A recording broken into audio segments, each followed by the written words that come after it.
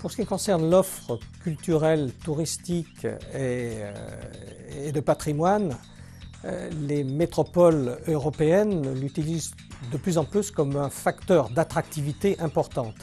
Et dans ce domaine, elles rivalisent d'audace, d'idées, d'audace et d'innovation. C'est aussi un enjeu de qualité de vie pour les habitants de la métropole lyonnaise. Et dans ce domaine-là, les Lyonnais sont aussi peuvent être aussi les prescripteurs de ce tourisme urbain. C'est aussi un enjeu pour la métropole lyonnaise qui, même si nous n'avons pas une destination phare comme peut l'être celle de Barcelone ou de Prague, c'est tout de même un enjeu important dans la mesure où ce tourisme urbain se développe, doit se développer. Les enjeux sont reconnus dans la métropole lyonnaise, mais c'est encore une idée neuve. Et le tourisme urbain, s'il existe et s'il se développe, il n'est pour l'instant concentré que sur la semaine et sur certaines périodes de l'année.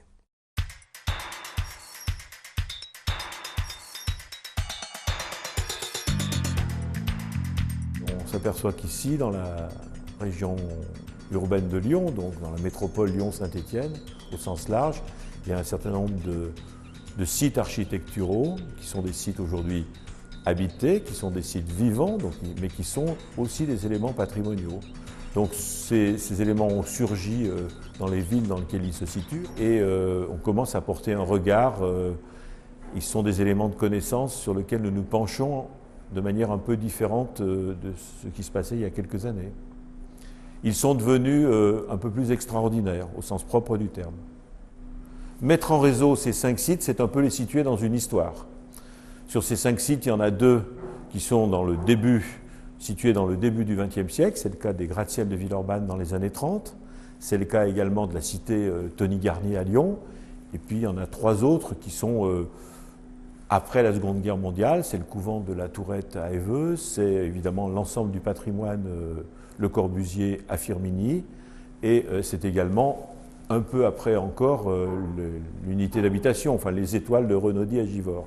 Donc pouvoir un petit peu porter ainsi, à travers un parcours géographique et architectural sur ces 5 sites, ça permet de les situer dans une histoire. Donc ça donne à ces éléments de connaissance une liaison et ça rend cet ensemble plus intéressant sur le plan de la connaissance, sur le plan de l'intérêt touristique derrière,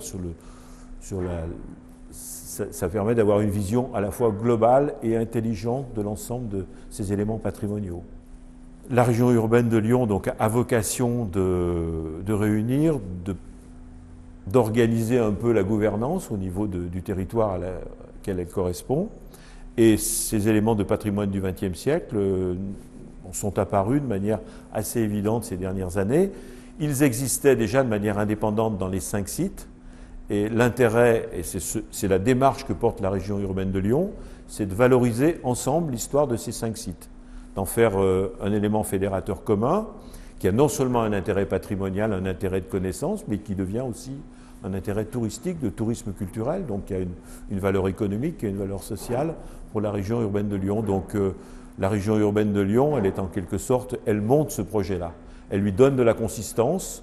Et puis lorsque ces 5 sites se seront suffisamment fédérés, lorsqu'ils auront créé en quelque sorte leur propre histoire commune dans le domaine du tourisme culturel, et bien ensuite la région urbaine de Lyon aura été en quelque sorte une pépinière ou un incubateur pour un projet comme celui-là.